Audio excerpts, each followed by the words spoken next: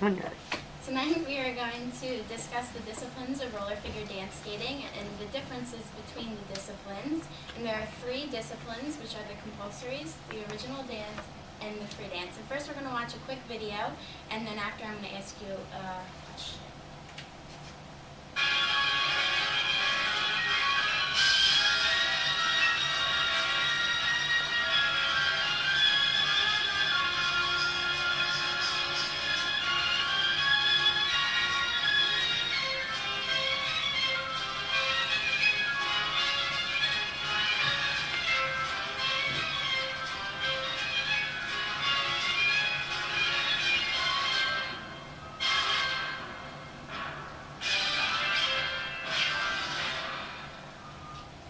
Okay, so does anyone know what discipline of roller dance figure skating this is? Good. We're going to go through and then we're going to come back to this question at the end of the presentation. So you may want to know, why do you need to know about this? Well, roller figure dance skating is actually becoming very popular in the United States. It has been very big in Europe, and it's making its move to the United States. And it actually is debuting on ESPN3 on December 4th. So I know it's online, it's a competition in Italy. My expertise, I've been skating nationally from when I was 8 until I was 21. I actually started competing when I was at the state level when I was 4 years old. My highest ranking is 7th in the world, and that I skated a competition in Freiburg, Germany, and that was in 2008. And I currently teach. I teach dance skaters, and they are competitive, so I do go to many competitions as well.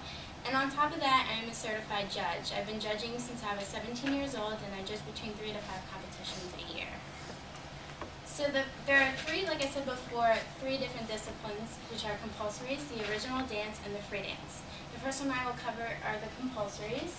Compulsories are actually the most restrictive of the three disciplines, which means they have the most rules. So first, everyone has to skate the same steps. The steps have a required number of beats per step, and they have to be placed similarly on the floor. So in order for this to happen, there's a diagram for every single dance.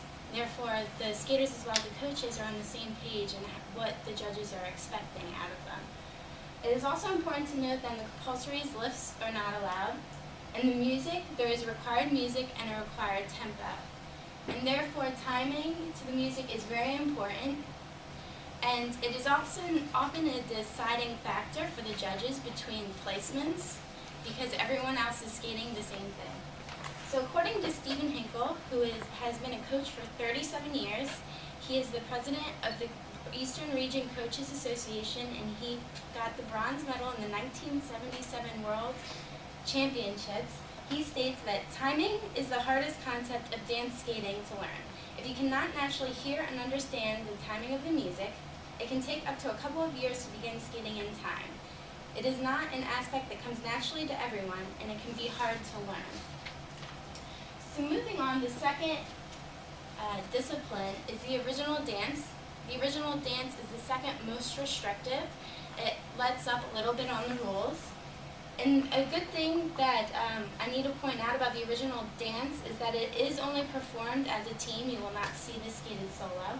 The steps are determined by a choreographer, and there are 4 requirements under CIPA, and CIPA is actually a French acronym meaning International Committee of Artistic Roller Skating. So the 4 requirements is 1, a lift, 2, a mirroring straight line, which you saw in the video. So both the skaters have to skate down the long axis of the floor doing the same footwork, and then a team spin and a diagonal footwork. There are also, this is actually a mistake, that's the free dance, they're allowed up to 5. You can only have 1 left in this one. The music, the theme is chosen by the International Skating Association, and they'll give you a choice of 4 different tempos you can skate to, but you can pick any music that contains those tempos. And you cannot use more than 2 tempos, you can only use 1 or 2. And the third is the free dance. The free dance is the least restrictive of the 3 disciplines. The steps are also determined by a choreographer, and there are only 2 mandatory sequences for the CIPA rules. And the first one is the straight line sequence, and the second one is what they call a one-step sequence. And the one-step sequence is either, you can choose between a diagonal or a serpentine, which is a figure S shape. The music, you can choose any type of music. There is absolutely no restriction to the music choice. According to Gene Paracchio, who wrote an article on usalrollersports.org, the free dance allows each team to tailor its program with music and moves best suited to its particular skating style. They can then showcase their best abilities to the judges. So the free dance really allows the skaters to show the judges what they are really best at. Okay, so to conclude the three disciplines, you have first the compulsories, which is the most restrictive. You have required steps. You also have a required music. The second is the original dance.